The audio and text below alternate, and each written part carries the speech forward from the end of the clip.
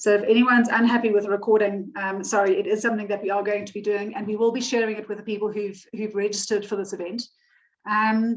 So tonight, our talk is on the role of the speech and language therapist in a school setting. We've got two of our Crossroads speech therapists speaking and answering questions for us this evening. Fatima is going to be presenting, and then Purusha will be helping answer any questions that are asked.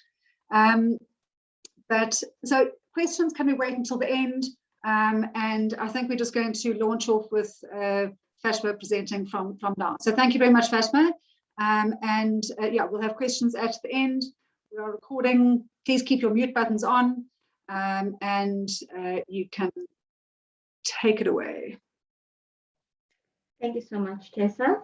Firstly, good evening to everybody, and thank you for joining us for this webinar this evening. We really hope that you find this information informative and helpful, and we look forward to our first set from a speech therapy perspective as presenting a webinar. So I'm Fatima Sadin, and my co-host and colleague Purusha Naika will be talking you through the role of the speech and language therapist in a school setting. Please feel free as we move along to add questions into the chat box. We may answer some of the questions along the way, otherwise we'll keep them all the way till the end. All right, so I'm going to start off by introducing the speech and language therapy team at Crossroads School. We're a team of 4 members. We have Sarika Bharat Panchu, we've got Purusha Naika, myself, and then Stephanie Smith. All right, so I'm going to start in something a little bit more lighthearted, all right, and take a look at the common misconceptions made when we first introduce ourselves as speech and language therapists. Firstly, we have the puzzled and very excited look of our kids when they see random objects on our table. And let me tell you something, those looks and those faces are priceless. Next, we have our parents thinking that we are magicians. And let me be honest, sometimes we actually are. Then we have our friends who think that we get paid to read to the elderly or play games with our kids. But the big one, and this is really the big one, when we hear, oh, so you're a speech therapist, you teach people how to talk, that one gets us cringing every single time. Let me get a bit more serious now, and let's talk about what we actually do. So we work to prevent, assess, diagnose, treat speech, language, social communication, and swallowing disorders in children and adults. It takes us a long time to actually get to this point. It's a 4-year speech and language pathology degree, followed by 1 year of community service. It's also an honors degree, which means we have to complete practicals, conduct research, compile a thesis before we can actually graduate. So it's a lot of time that we spend not just teaching people how to talk. All right, so if we just look at a brief overview of what we'll be discussing today, we're going to be focusing on some of the broad areas, which is speech, the language, literacy, auditory processing, and pragmatics. We are going to look at the role of a school-based speech and language therapist. Then we're going to move over to our role at Crossroads School. And then we'll have any questions that we can get to, and we'll provide you with our contact details at the end. Alrighty, let's get started. So this is just a brief overview of what I just said. This is what we're going to be discussing, not in too much of detail, just to give you a bit of a feel of what exactly it is that we do. All right, I'm going to start off by explaining speech. All right, there are 4 main areas which we focus on. That's articulation, phonological processes, fluency, and voice. If I describe them in a bit more detail, articulation is the formation of clear and distinct speech sounds. A common articulation disorder, which some of you may or may not have heard of, is called childhood apraxia of speech. This is a neurological speech disorder, which results in inconsistent speech errors as a result of a disconnect in the neural pathway between the brain and the articulators, that is, the brain and the mouth. Another one that we often have to address are phonological processes. This is patterns of sound errors that typically developing children use to simplify the speech as they are learning to talk. So when your child is 3 and saying lello for yellow or wabbit for rabbit, we find this cute. But the moment your child reaches around the age of 6 or 7, this is when we need to actually start looking at these speech patterns and try and correcting them. This is just one example of a phonological process. Next up, we have fluency, better known as stuttering. Learners with a fluency disorder know what they want to say, but have difficulty saying it. Their speech may be characterized by blocks, prolongations, and repetitions. Often, fluency disorders cause secondary effects in our learners or in our adults as well. This is usually social isolation, anxiety when having to speak in crowds, and often results in general social anxiety and isolation. Finally, we often look at voice disorders. These occur when a voice quality, pitch, loudness, all differ or are inappropriate for an individual's age, gender, or cultural background. Right. The next broad area that we look at is language. Typically, there are two broad areas, that's receptive and expressive language. Learners usually have both at the same time. A learner with a receptive language disorder has difficulties with understanding language that is spoken or written, while a learner with expressive language disorders will have difficulty expressing themselves through speech or writing. Let's discuss some of the symptoms one might notice with these two language disorders. It is important to note that there is no standard set of symptoms that indicates receptive or expressive language disorders, as it varies from one learner to the next.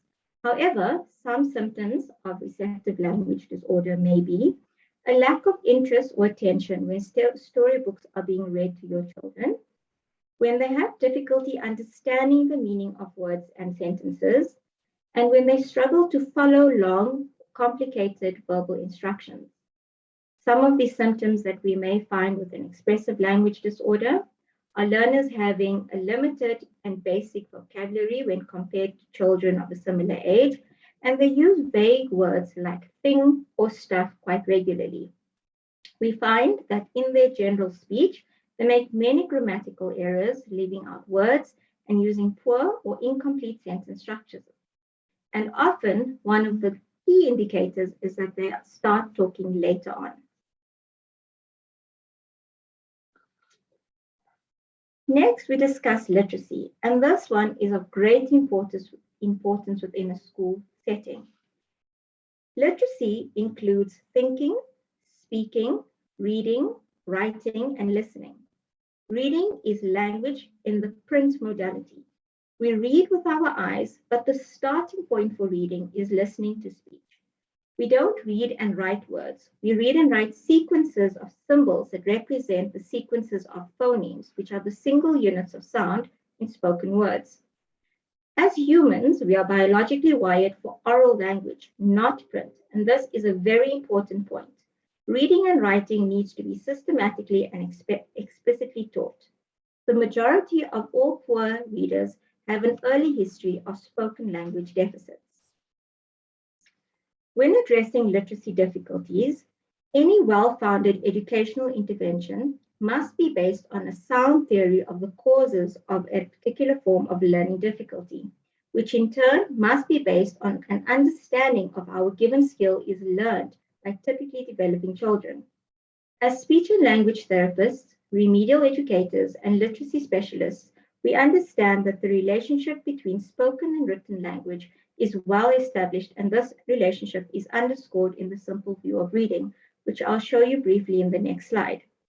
Evidence tells us what is effective and efficient with regards to intervention is explicit and systematic instruction, as I explained earlier.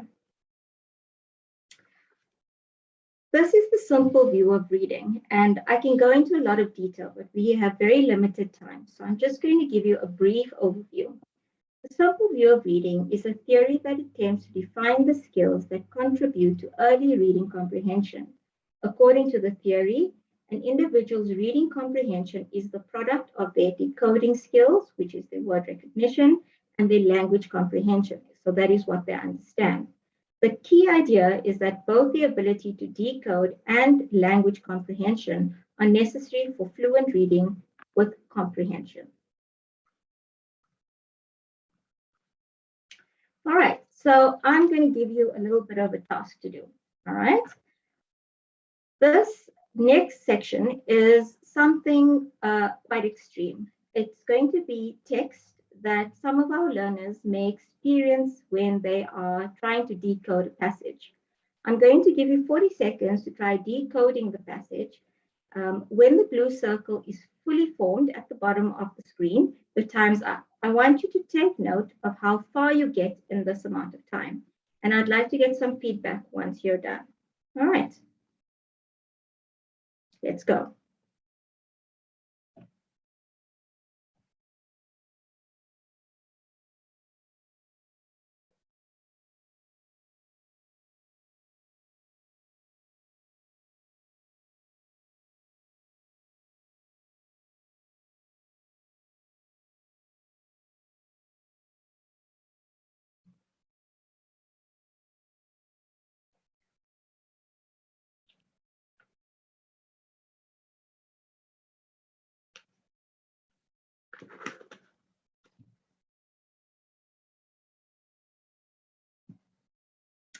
All right, so that was 40 seconds. Can I get a bit of feedback on how far any of you got while trying to read the passage that I've just put on the screen?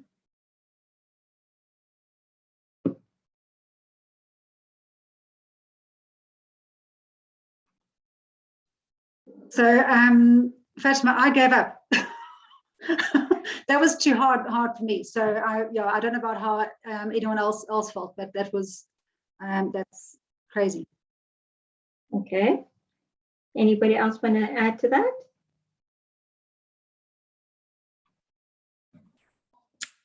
Yeah, I think I got to the second line where I think it says school, and then I got a bit confused.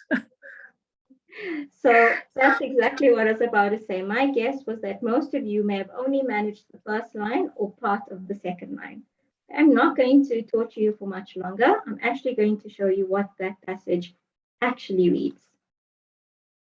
All right. As a parent, when you have a child who is struggling to read, we want to do everything possible to help them be successful at school. Unfortunately, organizations and individuals often exaggerate claims and offer false hope based on miracle programs. They claim that these issues can be a quick fix, when we know that it can often take years of hard work, even with the best of interventions. Parents and educators must be educated on how to be skeptical of such claims and know what questions to ask. One important factor for parents to consider is to ask for studies that examine the efficacy of the program. So believe it or not, that passage actually translates into what I have just put on the screen. It took me quite some time to transcribe it over, but this is exactly what it says. So that's just to give you a bit of a feeling of what it may feel like for some of our learners who have difficulty with reading. Okay. Next, I'll be going to shift our attention briefly to writing.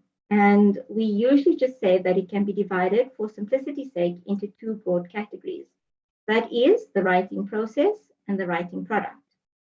The writing process looks at letter formation, sequencing, and spelling, while the writing product addresses organizing and adequately expressing thoughts in writing, as well as constructing grammatically correct sentences of varying types and using correct writing conventions. So the writing product, we're really looking at the output and the content of what is being written. Does it make sense? Are we using the correct structure? Are we using capitalizations, punctuation, etc.? And this is an area that we focus on quite heavily within the school setting.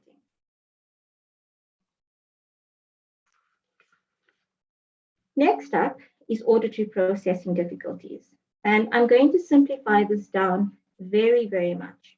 In a nutshell, learners that have problems with recognizing and interpreting the meaning of sounds, we often experience, we call that auditory processing difficulties. This is because Their ears and their brain don't fully coordinate together to understand the sound that they hear. Something is interfering with the way the brain recognizes and interprets the sound. It is very important to mention that learners with auditory processing difficulties do not have, or most of the time, do not have a hearing loss. So the hearing is intact. It's the way that the brain interprets the information that is the problem. All right. Next up, if you are familiar with the Big Bang Theory, which I am a big fan of, you are very familiar with pragmatics, courtesy of Sheldon Cooper. So pragmatic language is social language and the skills that we use when we interact with others.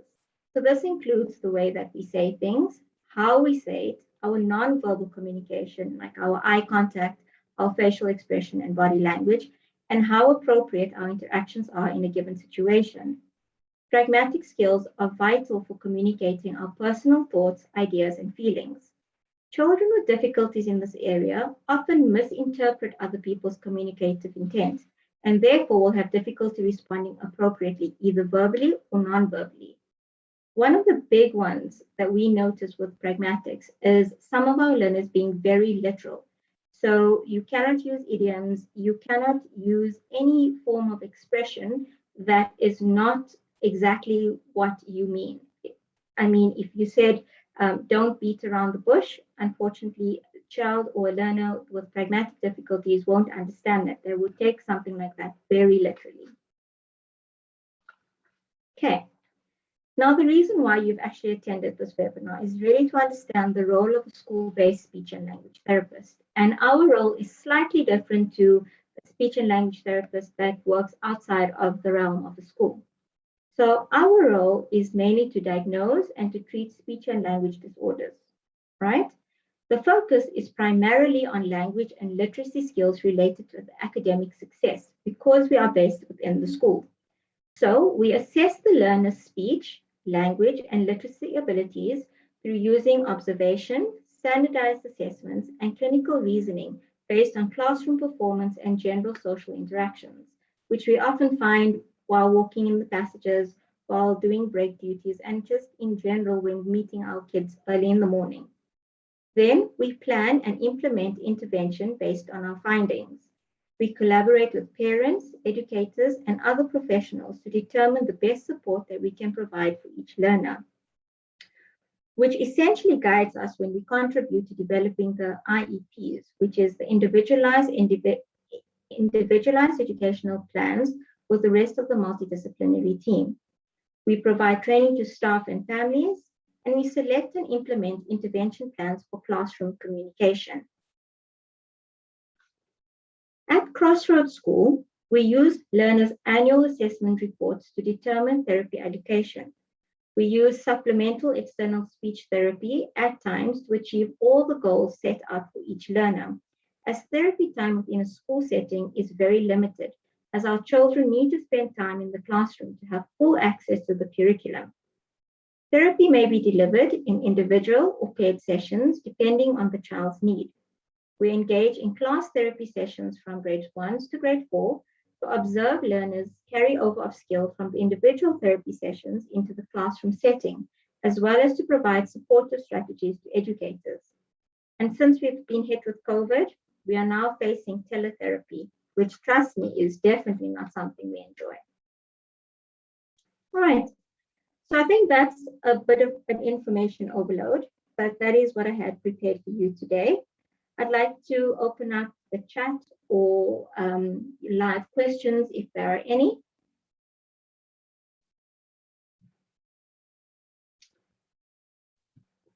So I think, Fatima, if you can stop sharing your screen. Okay. I do need to share our contact details. Okay. So maybe just share those. And everyone can note those down. This will be distributed to you. And while everyone is just thinking of various questions they would like to ask in this forum, so the individuals we have present are pre-primary schools and primary schools. In the So we've got ahead of a foundation phase, we've got the principals of pre-primary schools, and then teachers too. So I think relevant to the specific age groups. Fatima, maybe I can start a question off, and Parusha, you can also answer this.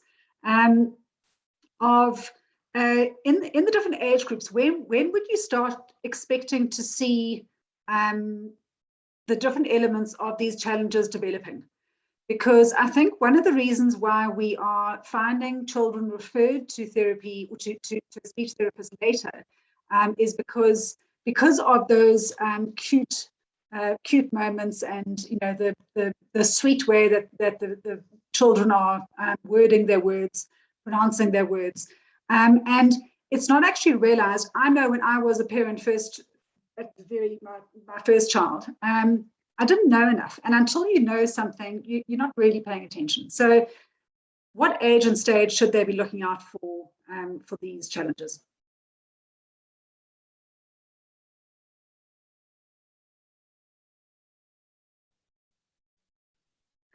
Okay, so I'm going to take this one. I think that's a very broad question, Tessa. And I think from a speech and language perspective, we geared towards early intervention. So by the age of 3, if you feel like your little one's not saying the sounds intelligibly or not starting to pronounce the words, and if you're a bit concerned, we would say contact a speech and language therapist. It is very early, but as we said, early intervention is key. So we're working towards identifying it early and then getting them into therapy, getting them the necessary stimulation, eliminating if it's actually ear infections that could be contributing to the delayed speech or language, and then eliminating that and then working in therapy and trying to get them to articulate the sounds. So I would rather go early than wait till later. I'm not sure how the rest of my colleagues feel. So everyone's very lucky. We have 4 speech therapists present today for this webinar. I would just, hi, I'm Sarika, one of the speech therapists as well. I would just add also that with regards to the early intervention, so in the classroom or in those preschool classes, if they're not being able to put together words and convey their needs or their functional needs and what they want in the classroom or in that preschool class, if they're unable to follow like one-part instructions, then I would definitely be concerned and refer them. So if they're not being able to communicate those basic needs to their teacher or to their interact with their peers as well in the classroom. And then another important area that you would want to keep an eye out for is those early literacy skills. So being aware of nursery rhymes and singing nursery rhymes, hearing funny sounding words, being able to clap out parts of a word. Those are all the early important literacy skills that I would keep an eye out for in those preschool classes. And if they're struggling with those kinds of things, definitely to look further into it. I see that there's one more question, Tessa, about at what age would the R sound be mastered? And typically we're expecting a child to be able to say the R around the age of 4.5 by 5. So they should be able to say the R sound by then. If they're not, then I would definitely refer. Can I please add to that? So one of the things with phonological processes within the school setting, because again, I'm bringing it back to academics, is that when a learner's pronunciation of words, or when they present with phonological processes, often we find as they move through to grade 2, grade 3, grade 4, that it starts to affect their spelling and their writing. So if they are mispronouncing a word, or if they're not able to hear the sounds in a word, it really affects their spelling. And that has a huge impact on their academic success as they move through the grades. So actually focusing on correcting speech difficulties or speech articulation difficulties is quite important. And the sooner we get to it, the better. So if you find that your child or there's a child in your class that is really unable to articulate the words correctly by the end of preschool grade 1, that's when we really need to start targeting those areas.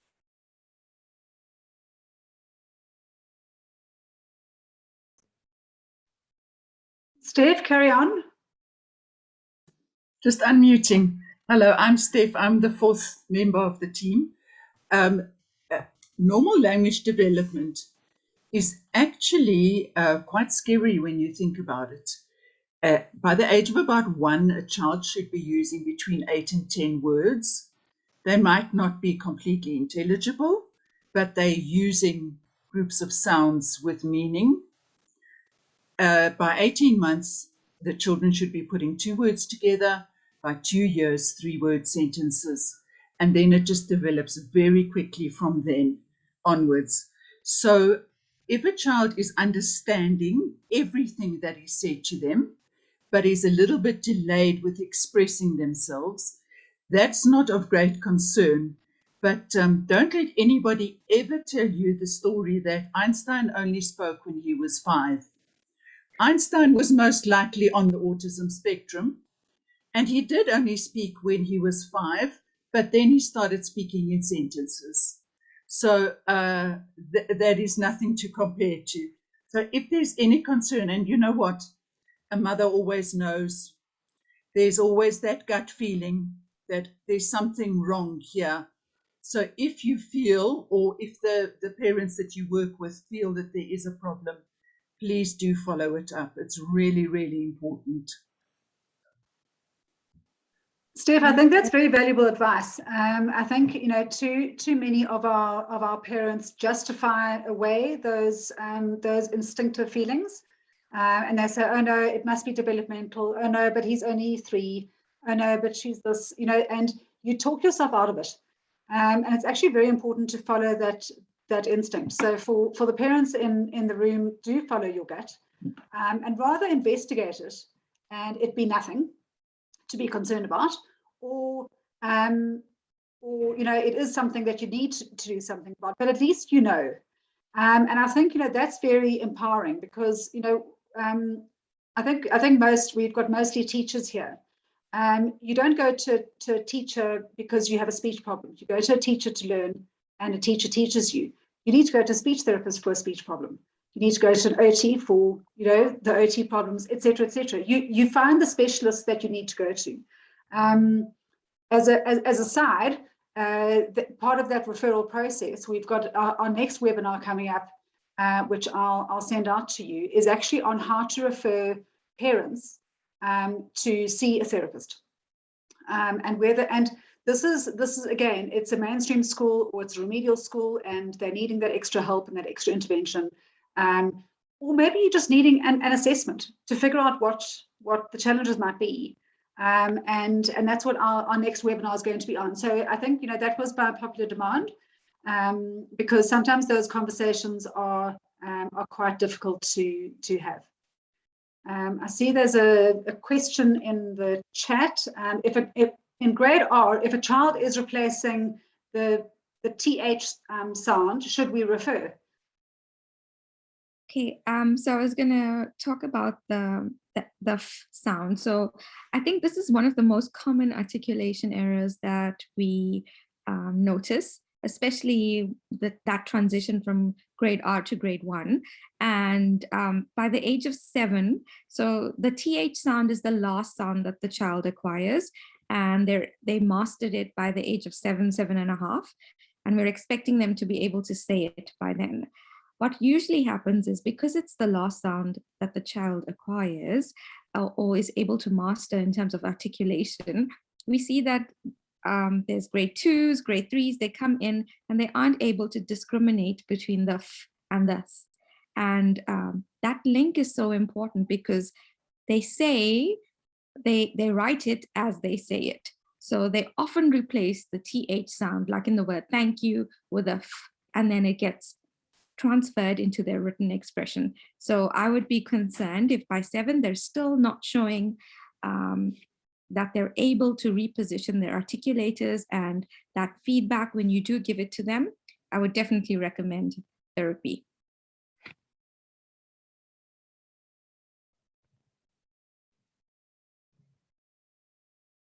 May I ask a question? When a child is referred to therapy, how do you assess how long they need to be in therapy for? Obviously, it's largely dependent on what the issues are. But if it is for a short period of time because the issue is not as easily correctable, versus a long period of time, what kind of range do you look at for a child coming into therapy?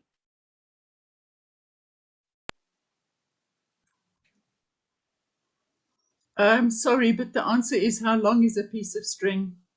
Yeah, fair enough. Depends. It really depends, because what seems to be a simple problem could just be the tip of an iceberg. And that is why a full assessment is really so important. You've heard now about how speech sounds, errors in speech sounds, are often caused by auditory discrimination difficulties. You need those auditory discrimination difficulties in order to match the sounds to the letters to help you with literacy. So the speech always comes first, and might seem to be a simple problem, but it could be quite difficult. I wouldn't think that anything less than a year would be appropriate.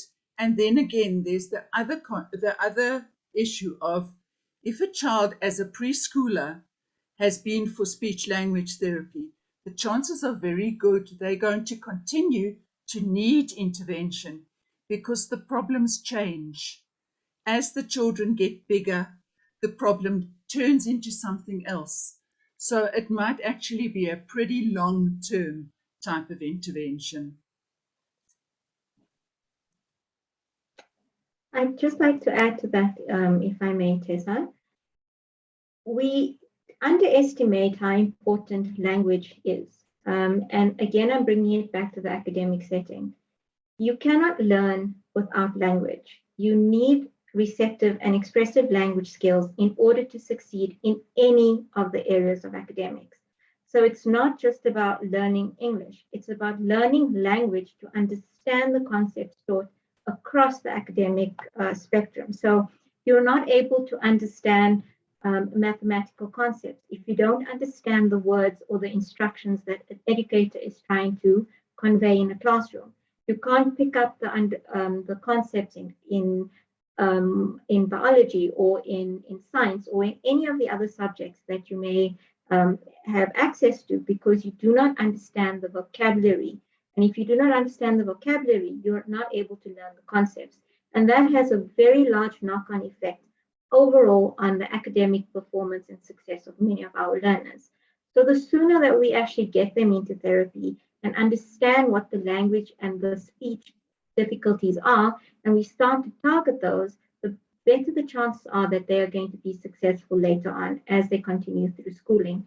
Often, or not, let me not say often, but sometimes it is where they have the support of a speech therapist or a remedial therapist along their schooling career. It just depends on what are their language abilities.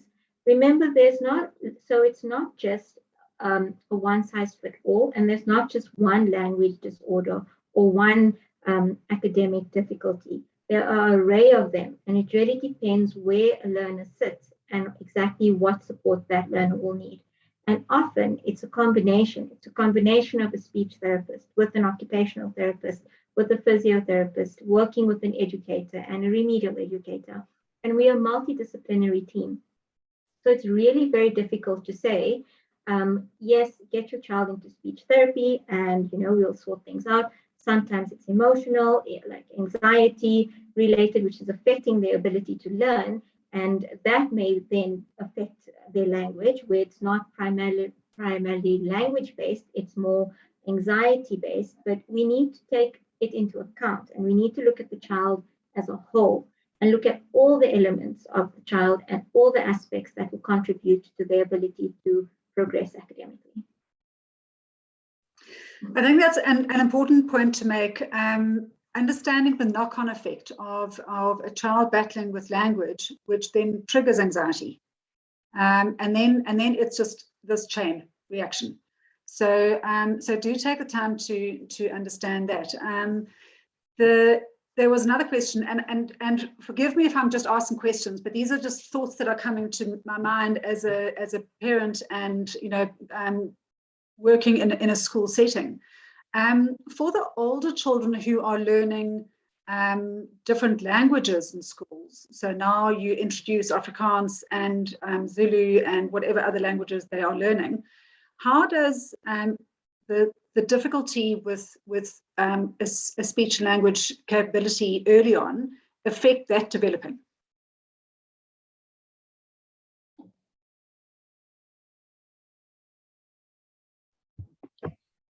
I go with that one. Yeah, It has a huge effect, because I know that Fatima has mentioned the word concepts. So your concept is something, it's like the picture in your brain of a certain thing. So for example, let's just take the simplest example would be a noun like a chair. So you develop in your first language, you develop the concept of what a chair is. You know more or less what it looks like. You know that its function is for sitting down. So that's your concept, and you have that concept as a hook in your brain. This is just all examples, right? So if your concept of chair is not strong, when you encounter stoel in Afrikaans, you're not going to be able to make that association between the two. Chair and stoel are just the label that is put on the hook, which is the concept of chair. So the first language is extremely important, that a child develops as much as possible the ability to think in a strong first language. And that's why we very often don't discourage second language English speakers from only speaking the language that they are being schooled in at home. We often say, continue to speak your home language, particularly if the home language is also different from the schooling language, because we really want the children to develop the thoughts, the way they think about the world in terms of language, because that is what language is for. It's for communication, it's for thinking, it's for understanding, but also for expressing. Okay. Sarika, do you have anything to add to that? No, absolutely agree with Steph. They do need that strong mental representation in their first language, and absolutely, that's always our advice, that if they are second language English speakers, that they continue with their first language and continue with both. But if they do have difficulties in that first language, you are going to see difficulties in the second language. It's going to be there. Sometimes you have a language difference where it's just they're struggling in the second language because it's an additional language and they're having difficulties with that. But if there's a deficit in that first language, it's going to be a developmental language disorder because it's happening in both, especially that first language. Yeah. Okay, interesting. Thank you. Fatima, do you have anything to add? No, I think Steph and Sarika covered that one pretty well. Okay, great. I'm still checking the chat to see if there's anything there. I think, you know, this just reinforces again the importance of early intervention. So if there are issues early on, to refer for an assessment to a speech therapist. Crossroads has got a functioning assessment centre now, and we are offering speech therapy to external individuals. That's a private arrangement. So if you do need contacts, if any of the schools do need contacts of speech therapists, please get in touch with this email address or the phone number and set that up directly with the speech therapist. The other thing I wanted to add or to ask was in terms of how late a child is referred to speech therapy. So if the challenges for a child having difficulty with speech, but they are borderline, you justifying it saying, oh no, it's developmental, he'll improve, she'll improve, whatever the case may be, and you leave it as late as grade 3, grade 4, maybe even grade 5, how difficult is it to rectify and help those issues improve when a child is referred to speech therapy so late? So Rika, you can start with that one. Who's going to go? Sorry, I thought Steph was going to go. Okay. But as she did mention before, obviously, we would always suggest having a full comprehensive assessment to see what's going on, because as she mentioned, it could just seem like it's one little thing, but there's a knock-on effect to everything else. And I think especially if there's difficulty with their oral language, which is the foundation for the reading and writing, if there's any difficulty there, you are going to see reading comprehension difficulties and written expression difficulties. Yeah, I would definitely still go ahead with I'm gonna let Steph take over. Okay. The later a child is referred, the more difficult things become, obviously. There's just a very important point I want to make, that we actually would prefer to be called speech language pathologists, because we are very good at identifying speech language difficulties, but we cannot promise that we can fix everything. And I think that when you have the concept of therapy or remedial, one always thinks in terms of, okay, you're going to fix it. We can't always. Very often there are residual problems.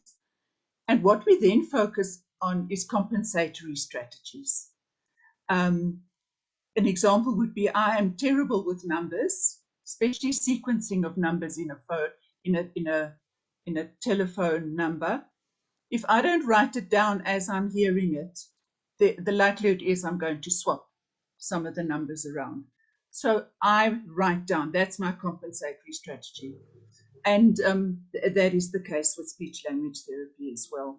So the later we get the children, the more difficult it becomes. And also, I often say to parents, there are only 3 guarantees in life: death, taxes, and the crack in your windscreen is going to get bigger. So even if a child is in therapy, there is no guarantee that we are going to actually, we can't change a child's brain into something completely different. We work with the skills and the brain that the child has. And if somebody else, before I forget, I just want to add a couple of things. People always say, but what can I do at home? Okay, there's 3 things you can do. Talk as much as possible to your child. Engage in conversations with your child. Okay? Explain the world to your child. So put all experiences into language. You're driving in the car, you say, do you know why there's a red light and an orange light and a green light on the robot? Okay, this doesn't apply to South Africa, but do you know what they are all for? And then explain that.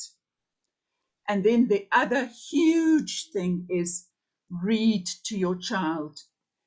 10 minutes a day is fantastic. Anything more than that is wonderful. When do you start reading to your child? As soon as they can sit upright in your lap, which is what, 6 months? As soon as they've got enough head control and they can sit in your lap and they can see a book, you start reading to them. And that reading, my kids eventually said to me, Ma, please stop reading to us now. We are too old. But that is vitally important, because the spoken language and literate language, the language in books, are very, very different. And it's that literate academic language that one wants to, that must actually develop. Okay. Yeah, Steph, I absolutely agree with you. I think those are very good pointers, and certainly pointers that our guests can take home to their parents and to their colleagues as well. Purusha, do you have anything to add? Sorry, I was just going to add to the point about late referrals. And I think because we're a remedial school, we often find that the kids come to us by the time they're in grade 3, and parents are often left feeling very despondent because sometimes they feel like the system has failed them because their kids are now at a level where they're in grade 3 and they haven't been able to grasp the skills that they were promised that the kid was supposed to have acquired. And I think it's very important that we remember that the bigger the gap is, the longer it takes for the child to catch up. And it's that constant feeling of playing catch up. So as they move on in the academic setting and go on into the grades, they're constantly having to catch up on the foundation skills that they don't have. And then we start to see the wheels fall off. So from my point of what I would just like to emphasize is that early intervention is key, especially in a remedial setting where we are working on more especially at Crossroads. I think a lot of our learners present with language learning difficulties, and the academic basis of the curriculum is that it's all language based. And if they're presenting with language difficulties, it's not just going to be evident in like their English or their spelling, but it's going to transfer into their life sciences and mathematics because they're unable to understand the concepts of language and use them.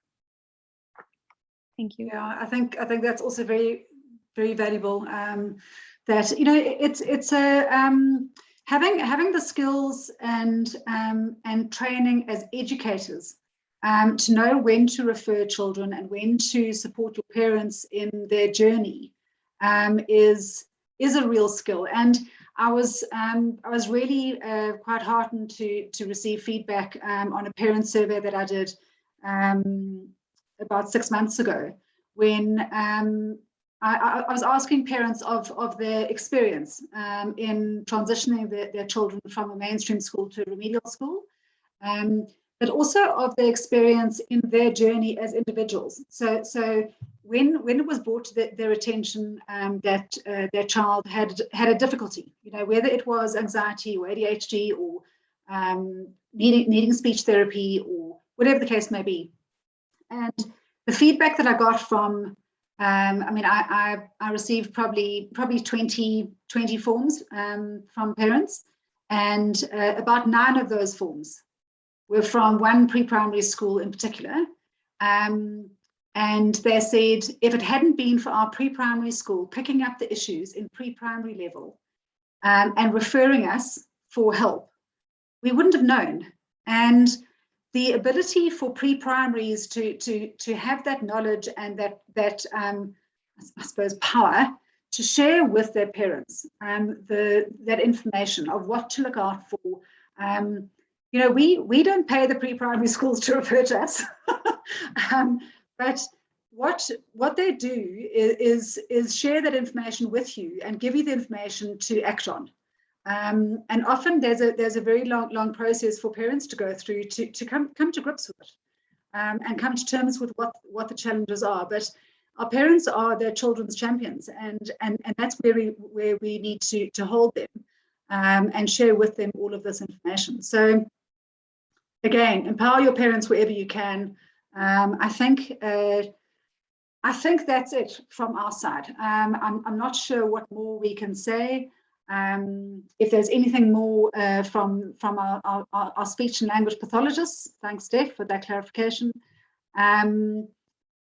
If there's anything more that you'd like to add as a final one-liner.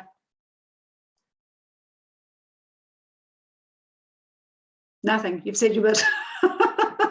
Okay, well that's great. So thank you very much, everyone, for joining us this evening. I will communicate when our next webinar is going to be.